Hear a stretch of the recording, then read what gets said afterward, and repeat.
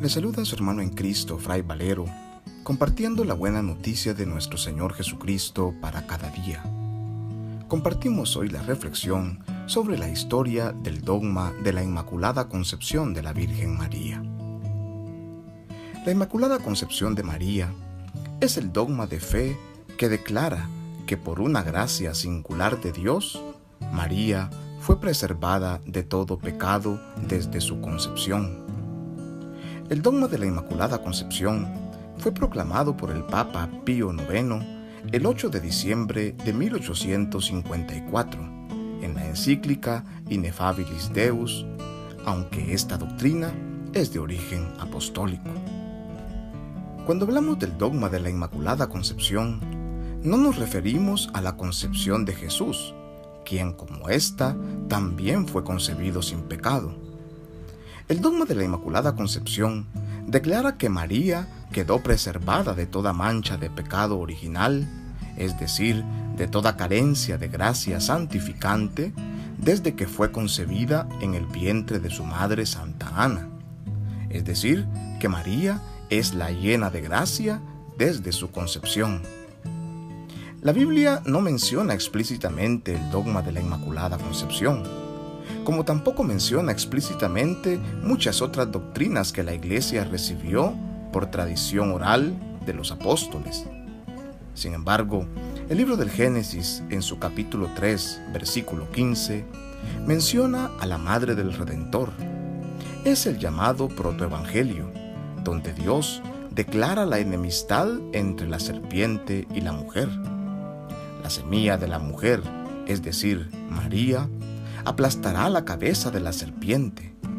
Ella será exaltada a la gracia santificante que el hombre había perdido por el pecado.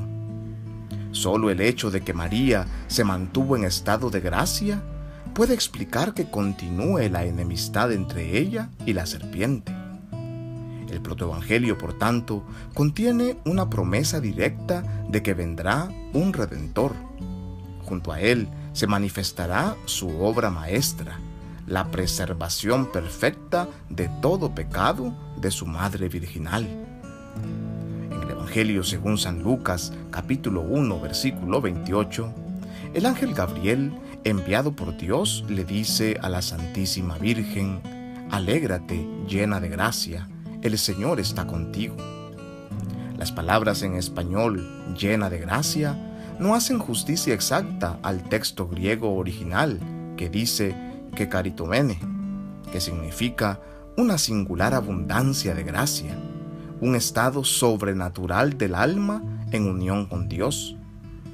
Aunque este pasaje no prueba el dogma de la Inmaculada Concepción de María, pero sin embargo, ciertamente lo sugiere.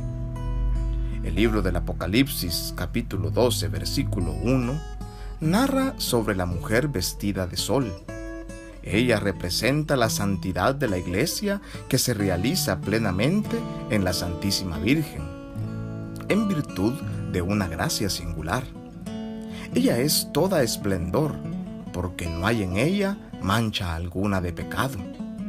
Lleva el reflejo del esplendor divino y aparece como signo grandioso de la relación esponsal de Dios con su pueblo.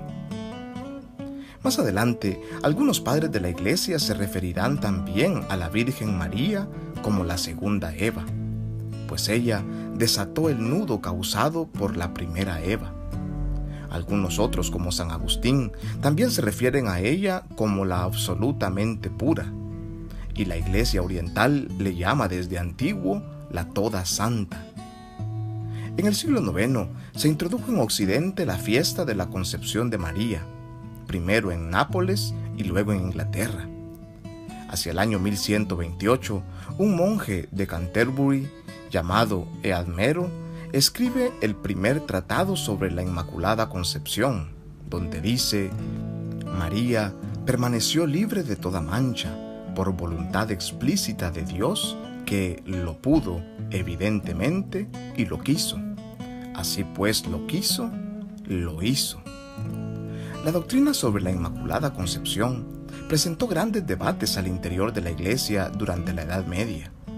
Distintos teólogos debatían sobre su autenticidad y buscaban la forma de comprobar teológicamente si era o no válido decir que María era inmaculada. El gran problema era el planteamiento sobre la condición del pecado del que debían participar todos los seres humanos sin excepción, del cual María tendría que ser también parte. Diversos teólogos como San Agustín, entre otros, decían que la redención obrada por Cristo no sería universal si la condición de pecado no fuese común a todos los seres humanos. Por tanto, si María no hubiera contraído la culpa original, no hubiera podido ser también rescatada, ya que la redención consiste en librar a quien se encuentra en estado de pecado.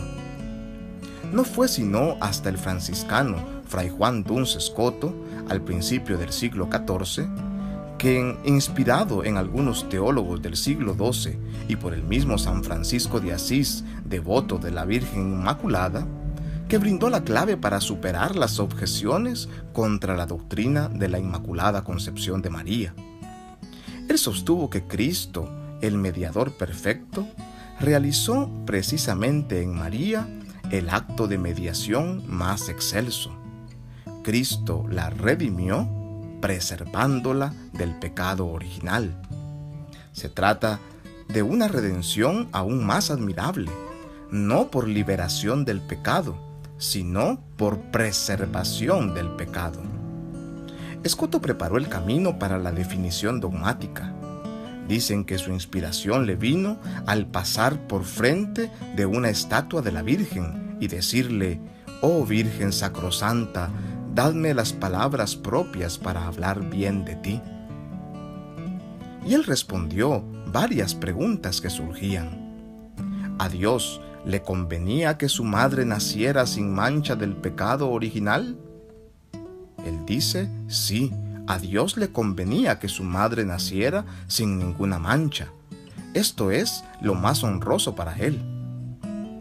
¿Y Dios podía hacer que su madre naciera sin mancha de pecado original?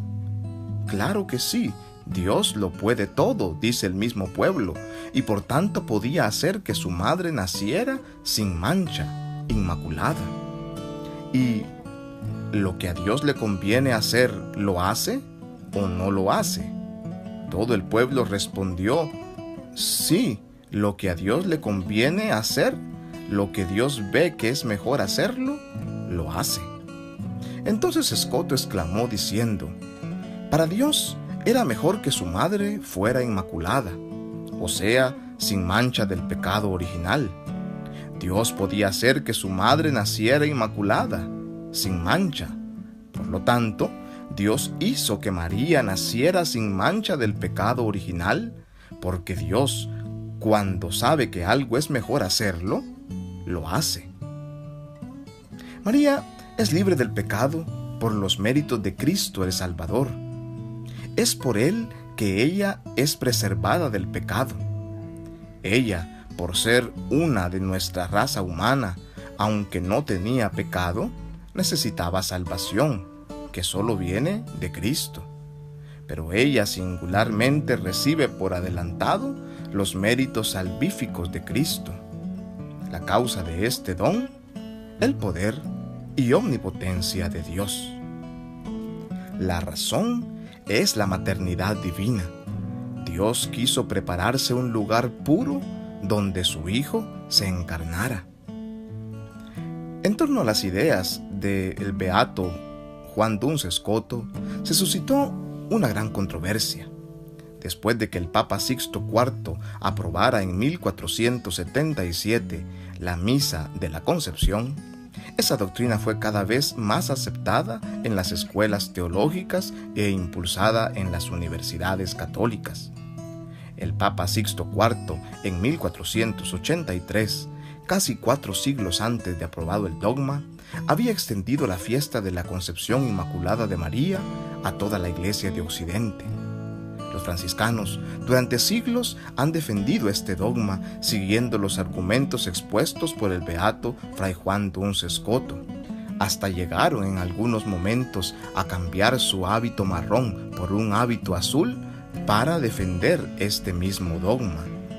Dogma que se confirmó con el paso de los siglos a través de la devoción siempre fiel del pueblo santo de Dios, logrando finalmente que la Iglesia proclamara el dogma el 8 de diciembre del año 1854.